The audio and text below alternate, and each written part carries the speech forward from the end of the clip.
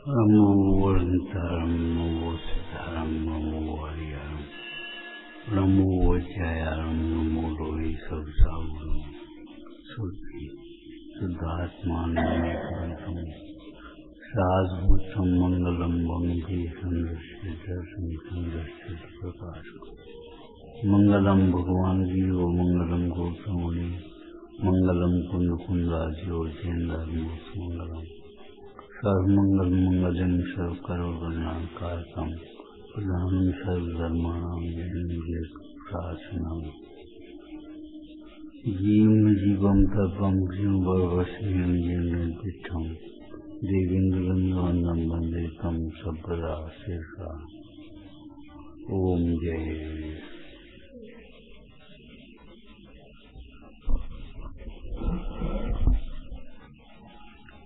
हीन भाव जीवों की लकर गुमान भाव नहीं मुन्ने हो।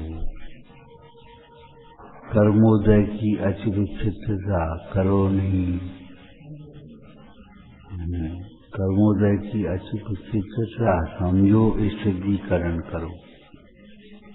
कामादिकर वृष्णि चिरते पर को सुधराव है। कर्म बहुत बलवान है, आत्मा से ही बलवान नहीं है, बस बाकी कर्म बहुत बलवान है।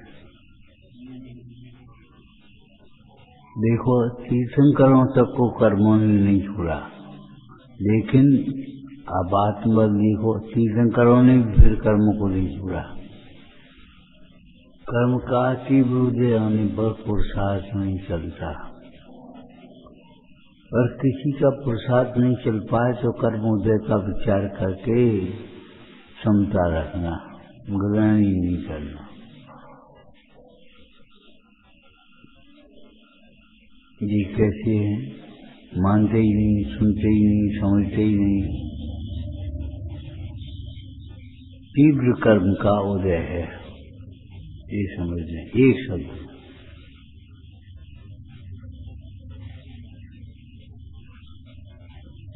पारणामिक भाव, छायक भाव, औपसमिक भाव, छायक भाव, औदैहिक भाव। औदैहिक भाव की अपेक्षा देखा जाए तो जीव नाना प्रकार के हैं, उनके नाना प्रकार के उदय हैं, नाना प्रकार का क्षोभ समय नाना प्रकार के हैं। उन कर्मोदय की विचित्रता के काल में ये सोचो, ये कर्म का परिणाम है, जीव का परिणाम नहीं। हमने आपसे एक बात कही थी, अगर भक्ति नहीं है तो बाहर के काम क्यों करते हो? भक्ति नहीं है तो क्यों करोगे? और सच्ची भक्ति हो तो ये बाहर के काम क्यों करने पड़े? भीतर की क्यों नहीं करोगे? भक्ति है तो बात क्यों नहीं मानती, और भक्ति नहीं है तो ये काम क्यों करते? इसका उत्तर क्या है? भक्ति है भी और नहीं भी। क्या मतलब? मिथ्या भक्ति है, सम्यक भक्ति नहीं है।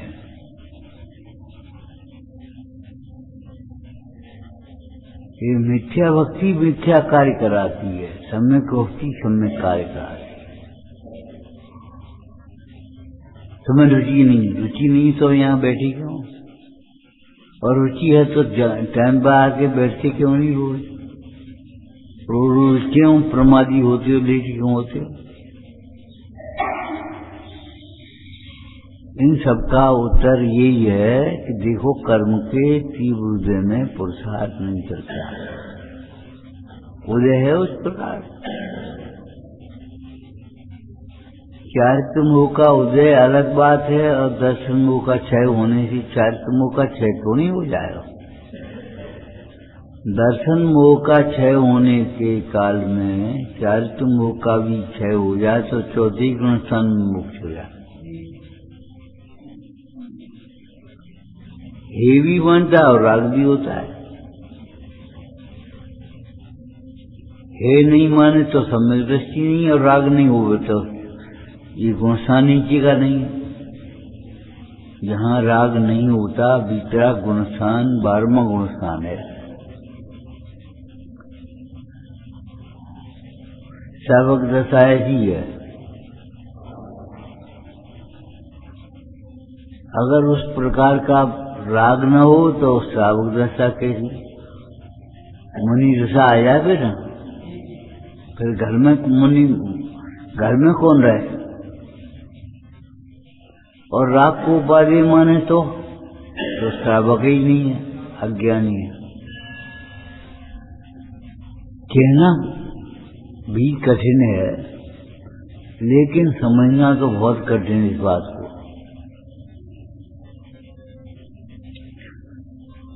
वस्तु के स्वरूप को एक पक्ष से नहीं समझो, संगोपंग विचार करो उसका कम से कम। अनेकांतवादी बनो, सियासतवादी बनो, लेकिन आतंकवादी नहीं। अपने अनुकूल बनाने की कोशिश मत करो। अनुकूल बनाने के लिए भय मत दिखाओ, लोभ मत दो, भयभीत मत करो और लोभी मत हो। जैन दर्शन में परमात्मा का स्वरूप का वितराग, वितराग माने न तो वरदानों का लोभ दिया और न श्रापों का भय दिया।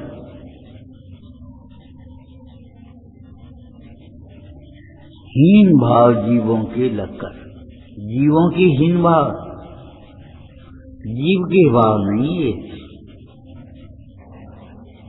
ये भाव हैं और दैव भाव, पुद्गल के भाव। पुद्गल के भाव का मतलब पुद्गल को अपना मानने के कारण, पुद्गल का लक्ष्य होने के कारण होते हैं। पुद्गल को अपना मानने के कारण तो दर्शन मोह होता है, और पुद्गल कोई लक्ष्य से जो भाव होते हैं वो 4 समूह के होते हैं।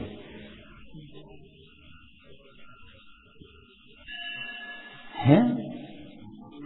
अब हम मान बैठे ये इनके परिणाम, ये ऐसे है, ये बड़ा क्रोधी है। अरे ये क्रोधी नहीं है, क्रोध परिणाम कर्मोदय का है, तो माइनस क्रोध कर दो। अब जो बचा वो उसका स्वभाव हो गया। माने क्रोध इस जीव का भी स्वभाव नहीं है। पुराणों में आपने पढ़ा होगा, चंडाल को दया आ गई, चोर डाकुओं का सरदार भी दीक्षा लेकर के चला गया। अंजन चोर हो, विद्युत चोर हो, चाहे कुछ भी हो। और विचित्रता को देखो, गजकुमार मुन्नाज ने सगाई करी, दूसरे दिन शादी नहीं करी और विवाह कर, वो क्या नाम, दीक्षा लेकर के चले।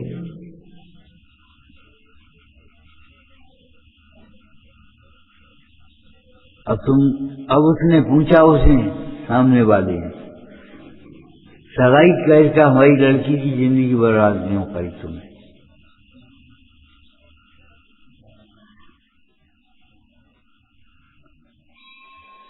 सगाई करके हमारी लड़की की जिंदगी बर्बाद क्यों करी? अगर तुम्हें दीक्षा लेनी थी तो आराम से ले आती, सगाई नहीं करती का उसे। और सगाई करी है तो फिर ये दीक्षा क्यों ले रहे? गजकुमार सीधा बोले कि देखो, सगाई भी हम नहीं करने वाले हैं और दीक्षा लेने वाले भी हम नहीं हैं। दीक्षा लेने का परिणाम भी त्याग परिणाम, सगाई करने का परिणाम राग का परिणाम।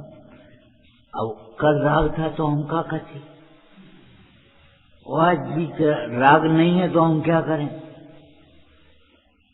ये राग का कार्य है, ये वितराग का कार्य है, मेरा कार्य नहीं।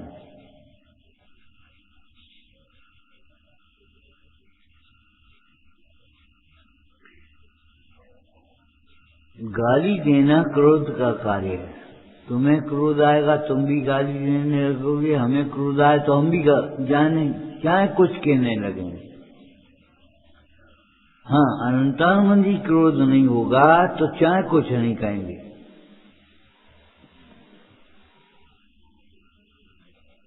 लेकिन क्रोध का कार्य तो आंखें लालती तुम्हारी भी होंगी, हमारी भी हो जाएगी।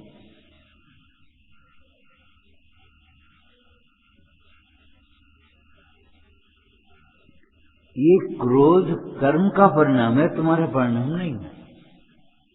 कभी शिव को क्रोध रूप मानने की भूल मत कर लेना।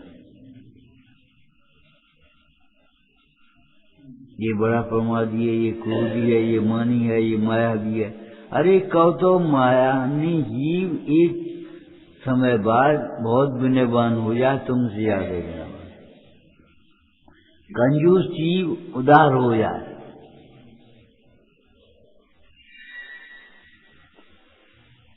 ये सब कर्म के परिणाम है। तुम सोचो इनके परिणाम है, इनके परिणाम नहीं। बड़ा मायाचारी। अरे ये मायाचारी कर्म का परिणाम है, तुम्हारा परिणाम नहीं है। इतने सरल हो जाओ, अनंतानंदी सरलता आ जाए, अनंतानंदी माया मिट जाए, और इतनी सरलता आ जाए कि सम्यक दर्शन हो जाए, और इतनी सरलता आ जाए कि सम्यक दर्शन हो जाए, सहज भाव से स्वीकार हो जाए।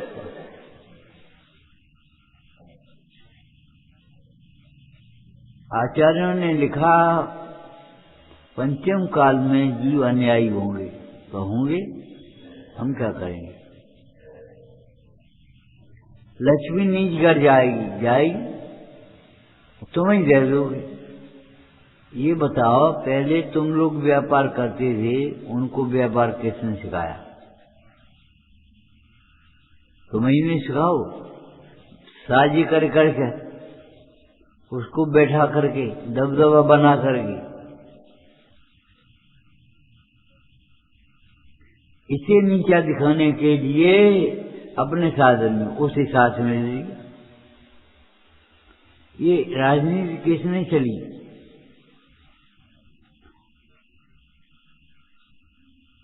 और बस वो सीख गया सब, उसने तुम्हें भी भटक दिया और नहीं भी भटक दिया, और बस उठा के अपन आगे बढ़, और तुम्हारे लड़के को नौकर रख लिया। जयचंद्र ही तो मोहम्मद गोरी को ने कहा था, निमंत्रण देने गया था कि हिंदुस्तान पर आक्रमण करो।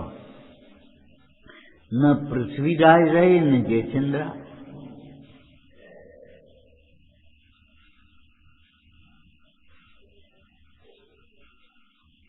पृथ्वीराज भी नहीं रहा और जयचंद्र भी नहीं रहा।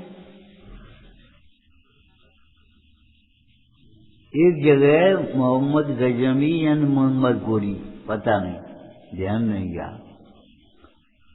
निकल रहा था, सोच रहा था, और उसकी सेना ने कह दिया अब हमसे भूखा नहीं रहा यार। माने बिल्कुल नौबत ऐसी थी, अब क्या हुआ। और राजा का, एक राजपूत राजा का सरदार मिल गया उसे, और उन्हें दरवाजे खोली, फाटक खुल गए, और बस आगे चल गए। अब जब दरबार लगा गोली का या गजनबी का, उन्हें कहा तुम अपने राजा के नहीं भाई, तो हमारे कैसे हो जाओ।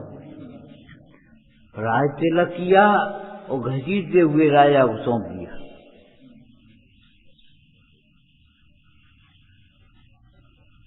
हमारा मतलब है कि अपने ही आदमी को नीचा दिखाने के लिए हम कितना काम कर लेते। नीति में क्या लिखा है, विद्वान शत्रु भी अच्छा है, मूर्ख मित्र भी अच्छा नहीं। विद्वान शत्रु नहीं करेगा, ये मूर्ख मित्र करेगा। मूर्ख की ममता बुरी, भली सृजन की त्रास। जो सूरज गर्मी करे, त्यों बरसन की आस। सूरज की गर्मी बढ़ती है तो पानी बरसने की आस हो जाती है। गर्मी के बाद बरसात आई और प्रचंड गर्मी जब पड़ती है, दरारें पड़ने लगती हैं, पानी सूखने लगता है पृथ्वी में, तब पानी बरसता ऊपर। अपने आप।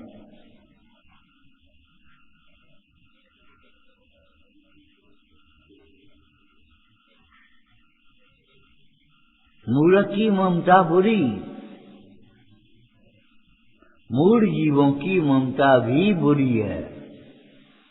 सुजनों का त्रास भी अच्छा, अनुशासन भी बंधन नहीं है।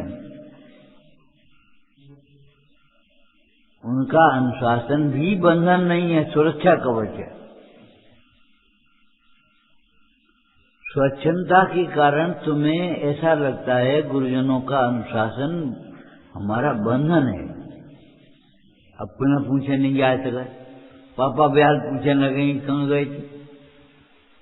अरे तो तुम्हारी सुरक्षा इसमें, तुम चाहे नहीं जा पाओगे, तुम्हारा मन विचलित होगा तो भी तुम्हारा स्थितिकरण हो जाए। मन में भी तुम्हारी आएगी, कहाँ जाओगे, कहाँ जा रहे, मन में अनर्गल नहीं जा सकते, ज्यादा टाइम नहीं लगा सकते।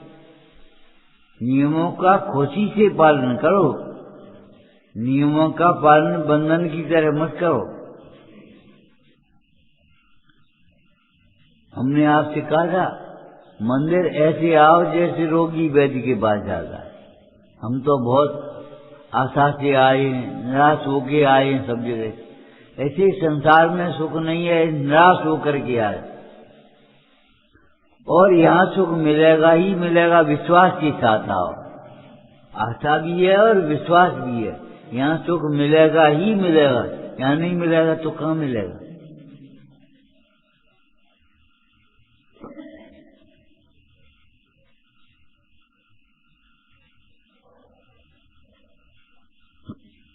हीन भाव जीवों के लक्षण।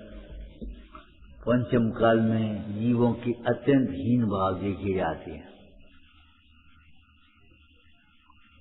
उन्हें देख करके ग्लानि भाव मत करो, विचिकित्सा मत करो। उनका भी स्थिरीकरण करो, युक्ति से, विचार से, विवेक से, नहीं तो हीन भाव तो मिलेगी। सागर धर्मामृत में लिखा पंडित आचार्य जी की टीका में तो देखो, सम्यक दृष्टि श्रोता तो चौथे काल में भी दुर्लभ थी। भद्र परिणामी जीवों को ही साथ सुनाओ, उन्हें सम्यक दृष्टि बनाओ। तुम सोचो सम्यक दृष्टि श्रोता बने तभी हम उपदेश देवे, नहीं। हीन भाव जीवों के लक्कर, ग्लान भाव नहीं मन में हो। भद्र परिणामी को ही सम्यक दृष्टि बनाने का प्रयत्न करो, उपदेश ही करें। कहां से लाओगे?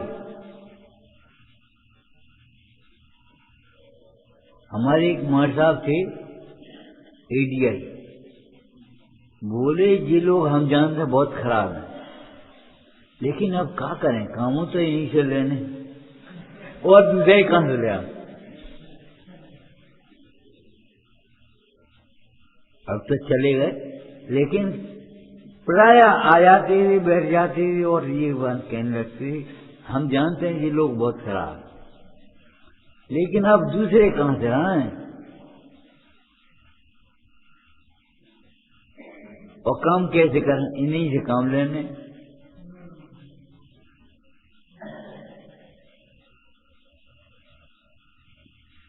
हम हीन भावों को आत्मा का मान लेते या फिर स्वच्छंद हो जाते हैं। हीन भाव तो पुद्गल के हुए तो इस पुद्गल में होना चाहिए। अगर पुद्गल के हो गए तो इस सामने वाले पदार्थ के पुद्गल में होना चाहिए, अचेतन पदार्थ हो। और अगर जीव के हों तो सिद्धों में होना चाहिए, लेकिन सिद्धों में भी नहीं है और पुद्गल में भी नहीं है। इसका मतलब क्या है? संसारी जीव में, संसारी जीव माने अज्ञानी, जो पुद्गल को अपना मानता है अपने को जाने बिना। अपने को जानकर पुद्गल को अपना नहीं माने तो ये भाव नहीं आए।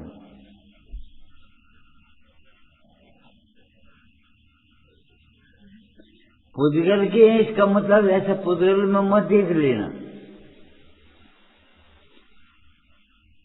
एक दृष्टांत दिया था, जल में कमल होती है तो पानी में टटोर के नहीं देखियो, जल के ऊपर होंगी, जल में नहीं होंगी, जल से बाहर पत्थर पे होंगे नहीं और जल में होंगे नहीं भीतर, तो कहाँ होंगे? जल से भिन्न कमल है, जल में होते हुए भी जल से भिन्न है। वाह! ऐसे ये रागादि भाव जीव में होते हुए भी जीव से भिन्न है। जीव का स्वभाव नहीं है।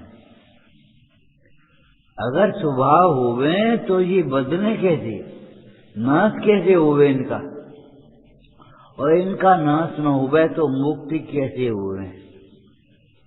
राग का अभाव करके तो भगवान बने, मुक्त जीव बने। अगर इनका अभाव न हो सके राग आदि का तो मुक्त जीव कैसे बने? और इनका अभाव करने लायक नहीं हो भाषित होवे तो सम्यक दृष्टि कैसे बने? इनकी मनता भी नहीं हो तो मोक्ष मार्गी कैसे बने? ज्ञान के बिना भी मनता होती, ज्ञान के होने पर भी मनता होती, ज्ञान और इन रागादि भाव का अभाव भी होता। अरे कुएं में से 10 लीटर से तुम्हारे बर्तन में पानी आया तो ये मत समझ लेना कुएं में 10 लीटर, कुएं में पानी कम है। अरे कम 10 लीटर तो इसलिए आया तुम्हारा बर्तन 10 लीटर का है।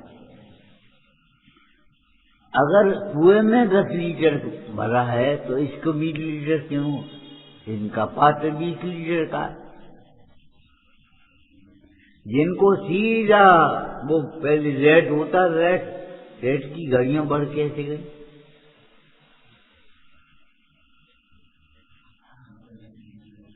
इसका मतलब कुएं में पानी तो बहुत है, तुम पी नहीं पाओगे,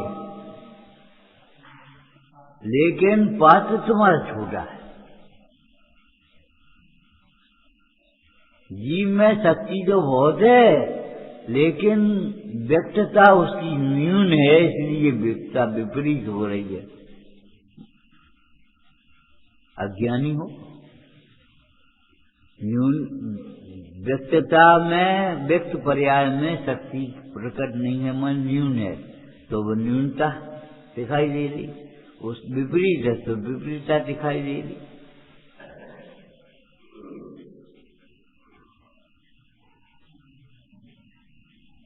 तुमने ये मान लिया ये भाव ही मेरी है, मैं क्रोधी हूं। अरे क्रोध के समय भी ज्ञान स्वभाव का तिरोभाव तो हुआ है लेकिन अभाव नहीं हो गया। लेकिन जीव की पर्याय की ओर से देखा जाए तो जीव पर्याय में ज्ञान घन भी नहीं हुआ अभी। अगर ज्ञान घन हो जाए, ज्ञान में मग्न हो जाए तो रागादि भाव का अभाव होना पड़े। ज्यों ज्यों विज्ञान घन होता जाता है त्यों त्यों आश्रमों से निवृत्ति होती है।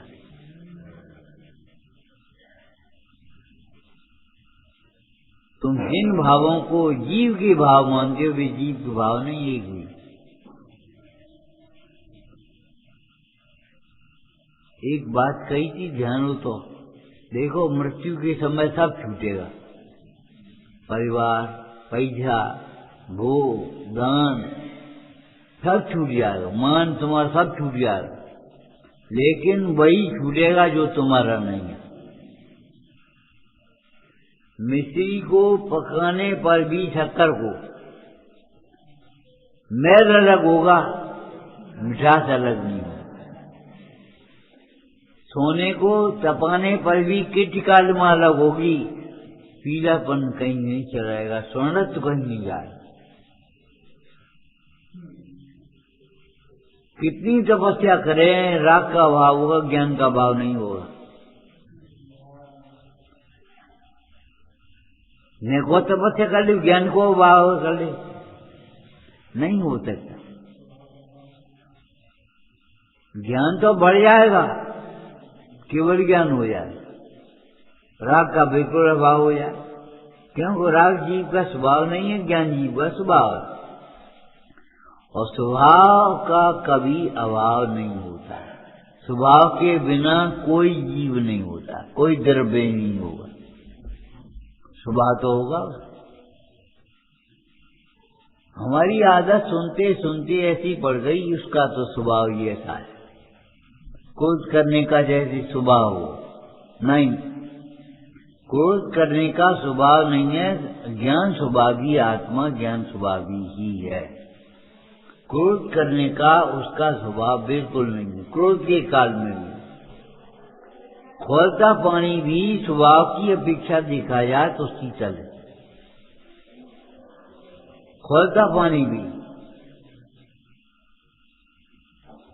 तो इसीलिए अमृतचंद स्वामी ने कहा स्वभाव के समीप जाकर देखा जाए। बद्ध स्पष्ट भाव से सहित होने पर भी रहे, अबद्ध स्पष्ट कैसे के स्वभाव के समीप देख करके देखा जाए। उस खोलती पर्याय में शीतल पर्याय नहीं है, लेकिन शीतल स्वभाव है। खोलती पर्याय में शीतल स्वभाव नहीं है, जो टोटर में लिखा है कि अगर खोलते जल को भी शीतल जान करके पियोगे तो मर जाओगे। और हम कहते हैं खोलते हुए जल को अगर खोलता ही मान करके फेंक दोगे तो का पियोगे। उस खोलते पानी को शीतल करके पिए जाता। पानी ठंडा पानी गर्म करो और फिर ठंडो करो और फिर मरीज को दे दो।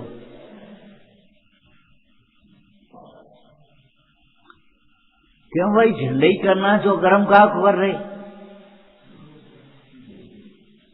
उसके गुण धर्म बदल जाएंगे, सब वाचक हो जाएगा वो, इसलिए कर रहे, हल्का हो जाएगा, उसके विजातीय तत्व तो निकल जाएंगे उसमें ही।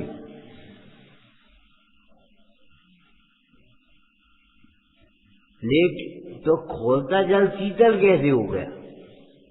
अग्नि के संसर्ग से शीतल गर्म हुआ, अग्नि का संसर्ग छूटा शीतल हो गया। कभी जल को शीतल करने के लिए भट्टी पर ही रख ले रहने और नीचे जहां चोट देता, कभी नहीं हो। ऊपर से पंखा चलने दो, पंखा चलने दो, हाथ थक जाएंगे लेकिन जल शीतल नहीं हो पाएगा। अगर जल को शीतल करना है तो अग्नि के संसर्ग से अलग करना ही है। एक प्रश्न का उत्तर देते हुए कहा था कुछ, पानी का स्वभाव शीतल है, बात सही है। क्या करना पड़ेगा शीतल करने के लिए? आप प्रकाश ये बंद कर दे, कुछ नहीं। लेकिन ये एकांगी सोच है, अनेकांत सोच, आत्मक सोच नहीं है। अग्नि के संसर्ग से उसे बचाना पड़ेगा। ए भैया पानी भीतर दे दियो, गर्म हो जाएगा। गर्मी के दिनों में धूप में पानी नहीं रखती, और पानी को ऐसी जगह भी नहीं रखेंगे जहां गर्म हो जाएगा। उसको शीतल वातावरण में रखेंगे तो वह शीतल है पास। हम घर में ही हैं और घर में ही रहना है। अब बताओ क्या करना पड़ेगा? घर में ही हैं और घर में ही रहना हमें, अब क्या करना पड़ेगा? देखो, घर से बाहर अपना कुछ भी मत देखो। अगर घर से बाहर कुछ भी देखोगे तो बाहर जाए बिना रहोगे नहीं। सब्जी ले आए, फ्रिज में रखी है, दूध ले आए, भैंस रह रही है, सब चीज वहीं देखो, ऑल इन वन, तो घर में रह पाओगे। और नहीं तो सब्जी के लिए सब्जी मंडी में जाओगे, दूध के लिए हलवाई की दुकान पे जाओगे, अरे हलवाइयों का दूध पीने लायक नहीं है, वो बात अलग है। लेकिन हम ये कह रहे हैं, सामान लेने किराने की दुकान पे जाओगे, कपड़ा लेने बजाज की दुकान पे जाओगे, और कुछ नहीं लेना हो तो आराम से घरे बैठो। जो हमसे भिन्न है वह हमारा नहीं है, और जो हमारा है वह हमसे भिन्न नहीं। ये कहने से काम नहीं चलेगा, कुछ भी नहीं।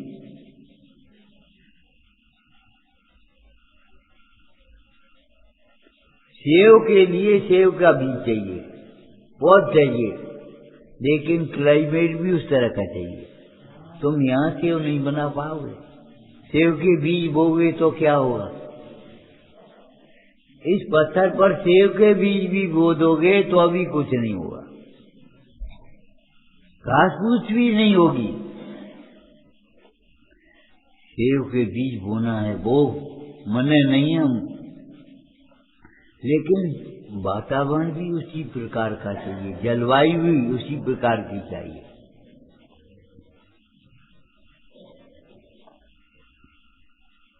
खारी पानी से जमीन खराब हो जाएगी तुम्हारी, ज्यादा पहुंचेगा। बस का फर्क पड़ता है, कौन स्वाद आता? अरे स्वाद आए या नहीं आए, लेकिन जमीन खराब होगी नहीं। साबुन नहीं रहेगा, साबुन फट जाएगा अलग, और कपड़ा अलग रहेगा, बाल चिकट जाएंगे कि नहीं, खुदगर है कि नहीं। अरे जीव अपना परिणमन जानते हुए भी करता है, और पुद्गल अपना परिणमन बिना जाने हुए करता है। परिणमन बिना द्रव्य कभी नहीं रहेगा।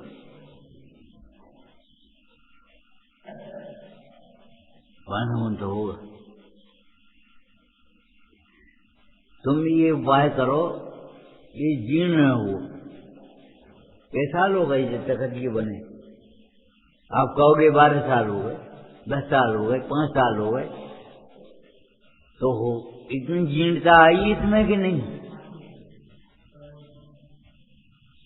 और पुद्गल है, ज्ञान नहीं होता उसमें कि जीर्णता ले आया हूं।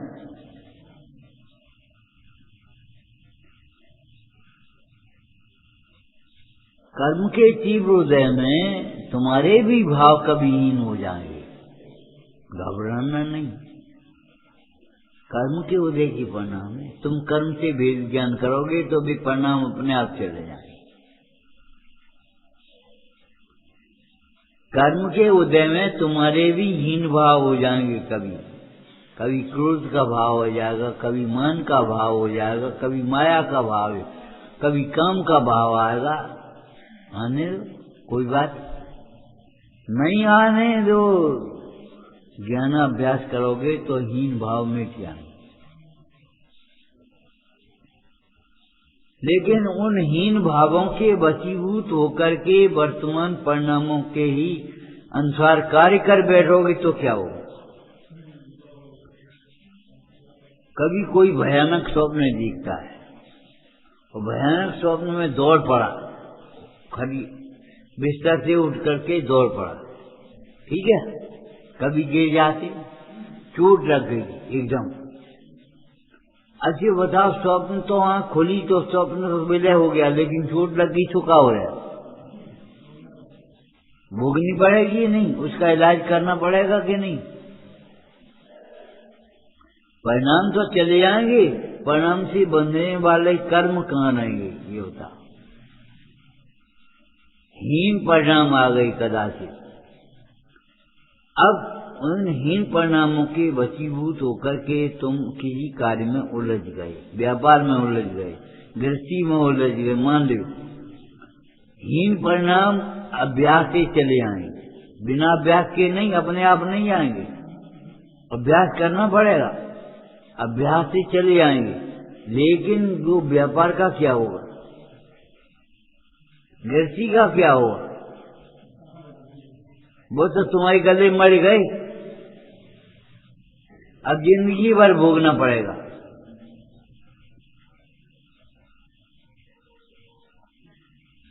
विचार करो, वर्तमान परिणामों के भरोसे ही प्रतिज्ञा नहीं करना, ये भी लिखा टोटल में। लेकिन ये भी समझ लेना वर्तमान परिणाम के ही कारण से रुकना नहीं, छोड़ना नहीं। क्यों? परिणाम तो चले जाएंगे, खत्म हो जाएंगे एक समय के, उनसे परिणाम से होने वाला बंद उदय वो संग में चलेगा तुम्हारे, उसका क्या करोगे तुम?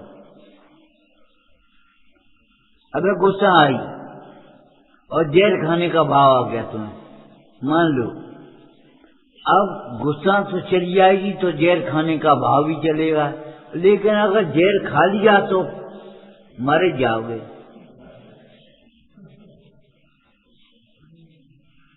विषयों का विष से भी खतरनाक है। वज्रग्नि विषय विसर्जी हैं आज के दुखदाई, धर्म रतन के चोर चबल दुर्गत पंथ सहाय।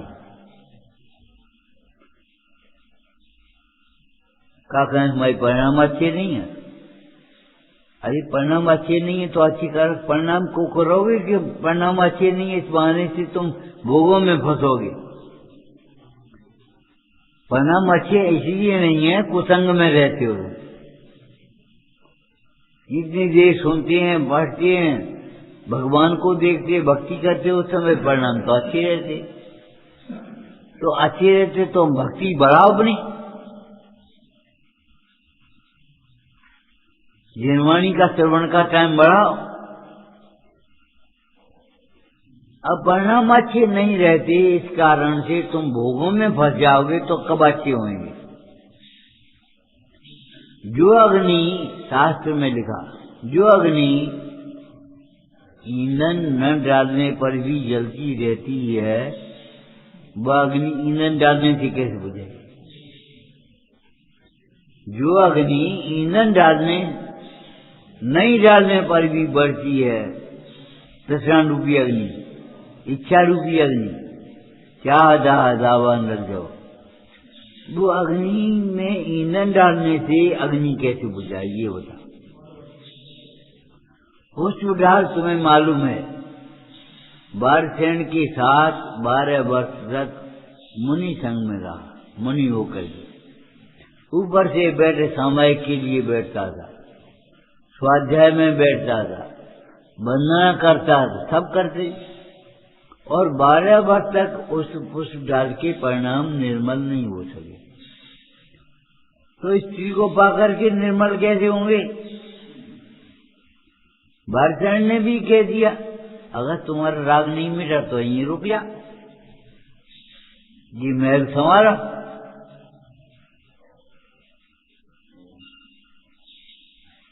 आप क्या समझते हो, कितनी उतावलापन करती हो? लौकिक की शिक्षा बार बार के अभ्यास से आएगी, और ये शिक्षा एक दिन सुनी समझ में नहीं आती। अरे तुम एक दिन में शब्दों का परिचय होगा, दूसरे दिन भावों का परिचय भी हो जाएगा, लेकिन वो समझ में नहीं आती। अभी समझ आ जानती। राजा ने कहा, ए जोरियो, रत्न परीक्षा सिखाओ उनको। तुम कैसी रत्न परीक्षा? अब बिचारी घबराई कि राजा की जिद है, रत्न परीक्षा अभी सिखाओ। अब कैसे सिखाए? एक वृद्ध जोरी था, उसने कहा राजा से, महाराज रत्न परीक्षा सिखा देंगे हम 2 मिनट में, लेकिन दक्षिणा पहले देंगे। बोले कोई बात नहीं, दक्षिणा पहले लो। कोसा देख के कहा, क्या इनको पैसा जितना मांगे, जो कुछ मांगे सब दे दो। जौहरी ने कहा, दक्षिणा में हम राजनीति सीखना चाहेंगे। राजा बोला, राजनीति सीखना है तो एक दिन में थोड़ी सीख आओगे, 1 घंटे में थोड़ी सीख आओगे। हमारी मंत्री के साथ बहुत दिन रहना पड़े, किताबें पढ़ने पड़े, तब सीख पाओगे। तो महाराज रत्न परीक्षा एक दिन में कैसे सीखोगे? ये बताओ। दुकान, हमारी दुकान पे महीनों बैठोगे तब तुम रत्न परीक्षा सीख पाओगे, और बैठ करके उपयोग लगाओगे तो बैठने से काम नहीं चले। झाड़ू वाला भी बैठता रहेगा, जिंदगी झाड़ू लगाता रहेगा, चौकीदार भी चौकसी करता रहेगा। रत्न परीक्षा थोड़ी सी क्या, रत्न परीक्षा सीखने के लिए कौन सी पुस्तक पढ़ें, रत्न परीक्षा के साथ में रहें। तो मालूम पहले वैद्य में एक डिग्री चलती आरएमपी। आरएमपी कैसे मिलती, कौन कितना कोर्स होता था, अब तो बंद हो गई, लेकिन आरएमपी डिग्री कैसे मिल जाती है मालूम है? डॉक्टर के साथ रहते रहते वो सीख जाता था और उसे आरएमपी, रजिस्टर्ड मेडिकल प्रैक्टिशनर, तुम्हें प्रैक्टिस करने का अभ्यास हो गया, इसलिए तुम्हारा रजिस्ट्रेशन कर दिया, तुम अधिकृत हो गए। ये 2 साल डॉक्टर के पास रहा, सीख ली। और आज भी डॉक्टरों को 1 साल की ट्रेनिंग दी जाती है, इंजीनियरों को अंडर ट्रेनिंग रखा जाता है। डिग्री तो हो गई, लेकिन अब ट्रेनिंग मांगी है, करोगे का बिना ट्रेनिंग के? देखो ये तो विचित्र विज्ञान है, और विज्ञान में आप जानते हो प्रैक्टिकल में फेल माने सब में फेल। ऐसा नहीं है थ्योरी में पास है तो प्रैक्टिकल में फेल है तो फेल। तो आप अपने प्रैक्टिकल जीवन में फेल हो तो सब पूरा स्वाध्याय आपका व्यर्थ है। आप क्या समझते हो? जहां ज्ञान नहीं होता वहां मोह होता है, जहां प्रकाश नहीं होता वहां अंधेरा होता है। योग्य नहीं होगा तो अयोग होगा आपके जीवन में। हम कह रहे हैं, हम अपनी कहते हैं, हम ये सोचते थे पहले कि बच्चों को 2.5 साल से कार को पढ़ा, बेकार पढ़ाई को दिखा दो, खेलन दे। उसका मतलब ये होता था पहले दूसरे क्लास तीसरे क्लास में बच्चे गाली देना, कुसंग में रहना सीख जाते थे। अब बच्चे स्कूल में रहते हैं तो वो बातें नहीं सीख पाते। उसका नाम है प्लेइंग क्लास। खेल खेलन पढ़ा दिया, माने पढ़ाई का वजन भी नहीं है और खेल खेलन पढ़ा दिया, और पढ़ाई के नाम पर खेल कराते। तुम्हें मालूम है हिंदुस्तान की कौन सी किताब विश्व में प्रसिद्ध है आजकल?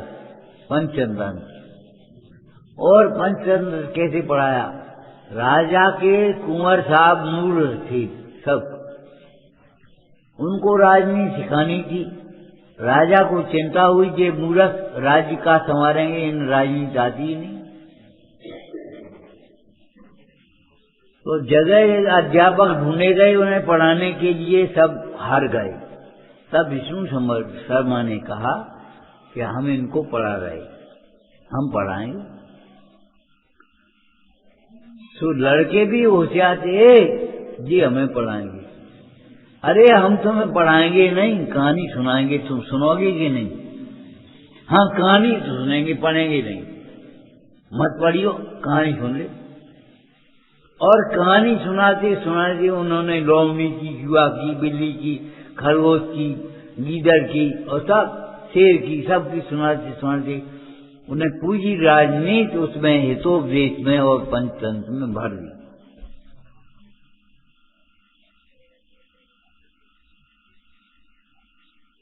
हमारे यहाँ भी वर्तमान योग के माध्यम से पढ़ाना शुरू किया। पूरी क्रियाएं, पूरे गुणसान वर्तमान योग की कथाओं के माध्यम से सिखा दिए।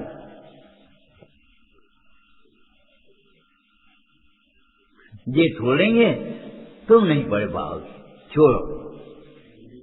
हाँ कैसे पढ़ोगे ये सोचो। इनकी रुचि काय में है। अगर इस बच्चे को पीड़ा खाने की रुचि है तो पीड़ा में ही दवाई देनी पड़ेगी। अगर चाशनी की रुचि है, चाशनी में खाना खवाने पड़े, सोई खा लिया हाथ। और तुमने अगर कड़वी दवाई खवाने की कोशिश करी तो नहीं खा पाए।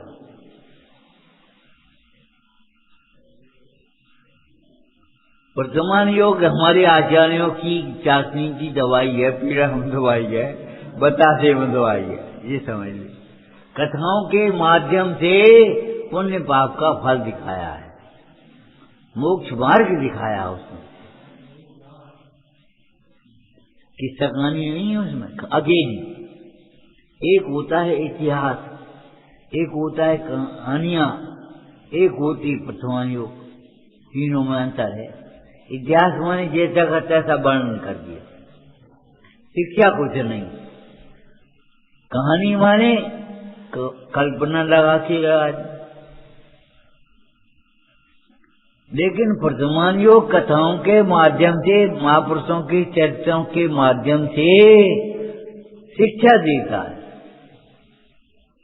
अगर तुम शिक्षा ग्रहण नहीं करते तो वर्तमान योग का पढ़ना तुम्हारा अनुयोग नहीं है। कहानी कहानी पढ़ ली और सब छूट गई। कहानी छोड़, शिक्षा छोड़ करके कहानी कहानी पढ़ना तो ऐसा है जैसे पीड़ा छोड़ करके वो कारण पीड़ा तो खा लो और गोली फेंक दी, गुठली।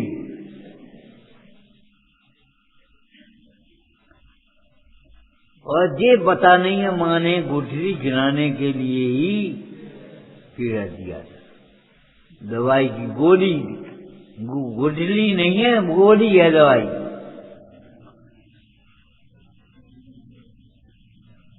ये अरुचि उसमें से उस निकाल देती अलग। हीन भाव जीवों के लगकर ग्लानि भाव नहीं मन में। लेकिन सर्वथा नहीं लेना, चालबाज लेना है। अभी भावों से ग्लानि भाव नहीं हो, लेकिन भावों से ग्लानि भाव नहीं हो तो छूटेंगे कैसे? अरे भाव के कारण उस जीव से ग्लानि भाव नहीं। कहीं कपड़े को मैला देख करके फेंक देते हैं, धो देते हैं उसे, और वही कपड़ा दूसरे दिन फिर पहनने कम आया।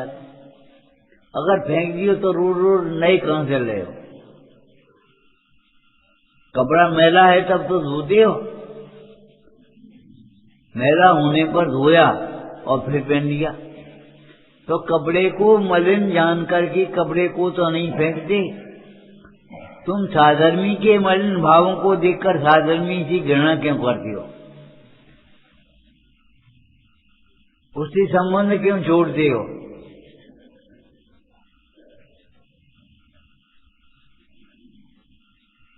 अरे माँ भी बच्चे को ग्लानि नहीं करती मल के कारण से। मलमूत्र कीचड़ के कारण से बच्चे से नहीं करेगी तो बच्चा कहाँ मिलेगा फिर? और ग्लानि नहीं करती तो गोद में क्यों नहीं लेती? मल से सने हुए बच्चे को देख करके वो माँ गोद में क्यों नहीं लेती? और मल से के कारण से बच्चे को क्यों नहीं फेंक देती? साफ करके, बच्चे रो रहा है उसको साफ करके अपने गोद में ले लेती है। इसी प्रकार से साधर्मी के हीन भावों को ज्ञान में रखता है, उनका अनुकरण नहीं करता, उनकी निंदा करा कर रखता है। लेकिन निंदा माने अपवाद नहीं, अपने दोषों की निंदा करेगा। साधर्मी के दोषों को दोष समझ करके उतना ही महत्व देगा। दोषों का ग्रहण नहीं करेगा, दोष छुड़ाएगा, गुणों का ग्रहण करेगा। लेकिन ये प्रमादी है, ये क्रोधी है, ये मानी है, और हम कैसे हैं? हम भगवान आत्मा है, सिद्धों के सिद्ध हैं, बाहरी बाहर। और ये क्रोधी है, ये मानी है, ये लोभी है, ये तुम्हारी बेईमानी है। द्रव्य दृष्टि से देखो तो ये भी भगवान आत्मा है कि नहीं, और प्रयास से देखो तो तुम्हारे अंदर कौन से दोष नहीं है। मिथ्यात्व सहित 18 दोषों को लेकर के तुम ये सोच रही हो हम निर्दोष हैं। दूसरे की फुंसी फुंसी दिख रही है और अपना कैंसर भी कैंसर नहीं दिख रहा। अपना मिथ्यात्व को दूर करने का उपाय नहीं है और दूसरे की संजलन का साथ दिख रही। हे भगवान, कहां से आएगी? हीन भाव जीवों के लगकर ग्लानि भाव नहीं मन में हो। सर्वथा नहीं पकड़ लेना। हीन भावों से अगर ग्लानि नहीं हो तो ज्ञानी भी हम आपसे पूछते हैं, कुसंग को क्यों छोड़े? तीर्थंकर भी घर गृहस्थी छोड़ करके दीक्षा लेकर के क्यों जाए जंगल में? अगर ग्लानि नहीं है तो डॉक्टर मरीज को देखने के बाद हाथ क्यों धोता है? और अगर ग्लानि है तो फोड़ा क्यों साफ करता है उसका? अगर ग्लानि डॉक्टर को सिद्ध करोगे तो फोड़ा कैसे साफ करता है? और अगर ग्लानि नहीं है तो हाथ क्यों धोता है? माने जैसी मिथ्या दृष्टि वो ग्लानि होती है वैसी ग्लानि भी नहीं है, और जैसी वीतराग को वीतरागता होती है वैसी वीतरागता भी नहीं। नीचे की दशा की यही हाल है कि ग्लानि भी नहीं करेंगे और ग्लानि भी करेंगे। वाह,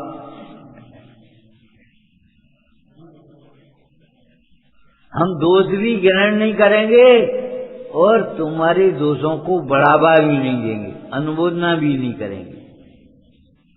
दोषों को दूर करने के लिए सिद्धीकरण करेंगे और दोषों को ग्रहण हम नहीं कर लेंगे।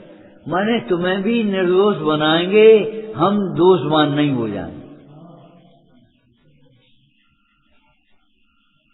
संगोपंग समझना पड़ेगा।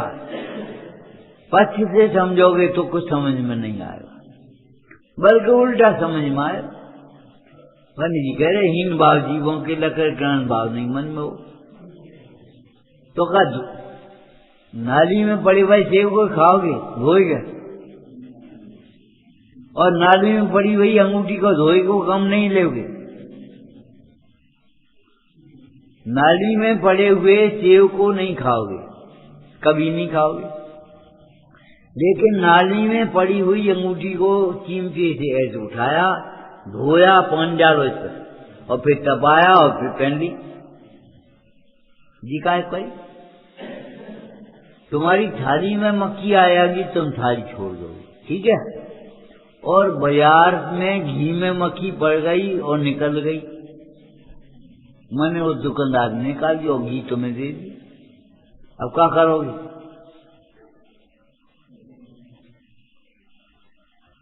आचार्यों ने लिखा, देखो समुद्र में विष की बूंद पड़ेगी तो समुद्र विषपूर्ण नहीं हो जाएगा, और विष की बूंद में नेक पानी पड़ जाए तो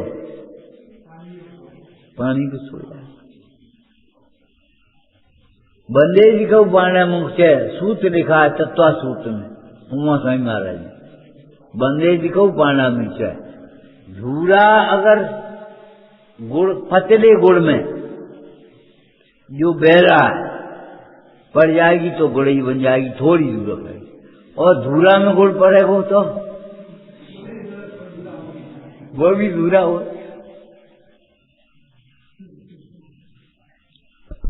तात्पर्य ये है, अपने गुणों का विकास करना है तो कुसंग को छोड़ करके ज्ञानाभ्यास करो। ज्ञान प्रथम दुख दूर करने में दुख का कारण चाहिए, दूर करना चाहिए, और दुख का कारण दूर करने के लिए ज्ञान अभ्यास चाहिए।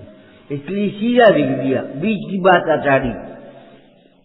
दुख दूर करने में आपा पर का ज्ञान अवश्य है। आपा पर का ज्ञान होगा तो ध्यान भी होगा, और ज्ञान नहीं होगा तो ध्यान कैसे हो जाएगा? हमने आपको एक दृष्टांत दिया था बहुत पहले। फक्का जो फक्का रस पुद्गल का है,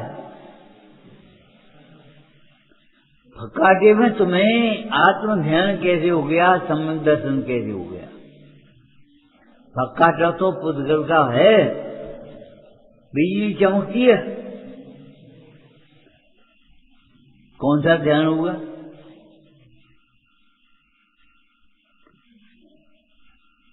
बहुत से ठग इस प्रकार से ठगने के लिए आ जाते। देखो तुम्हारे घर में कोई छोटी बिटिया है क्या हो, क्या उसको बुलाओ, उनके साथ तुम्हारे नीचे धन रखो। मुन्नी देखो इस गड्ढे के नीचे धन का कलश दिखाई देगा, और ऐसा होगा उसमें मोहरें भरी होंगी। बोलो, अब आंखें बंद कर लें, बोलो दिखाई दे तो कि नहीं? अब वो तो जो जिसको पढ़ करके सुन करके आंखें बंद की हैं वो तो दिखाई दे, कान के अंधे को हरू हरू दिखाई दे, तो सब कुछ हरा नहीं हो गया। लेकिन साउंड के अंधे, जो साउंड में अंधा हुआ उसको हरा हरा दिखाई देगा कि नहीं?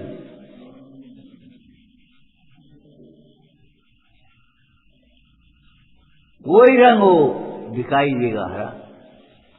तुमने जिसको निर्णय करके आंख बंद की है वही वही दिखाई देगा, और नहीं तो अंधेरा दिखाई देगा, नहीं तो अंधेरा दिखाई देगा। ये सिद्धांत है, ज्ञान के बिना ध्यान तरंग रूप होता है। ज्ञान ध्यान तपो रखता है, तपस्वी से प्रशस्ते। ज्ञान हुआ, ध्यान हुआ और इच्छाओं का निरोध हुआ, बस एक साथ, वह तपस्वी प्रशंस नहीं होता है। अब तुम करोगे उल्टा, कैसे करोगे? पहले ज्ञान, प्रथम दुख दूर करने में आपा पर का ज्ञान अवश्य चाहिए। आपा पर का ज्ञान होने पर आत्मा का ध्यान होगा, आत्मा के ध्यान से परिणामों में विशुद्धता होगी, परिणामों में विशुद्धता होने से तुम्हारे कर्मों का क्षय होगा, और कर्मों का क्षय होने से मोक्ष होगा। विचार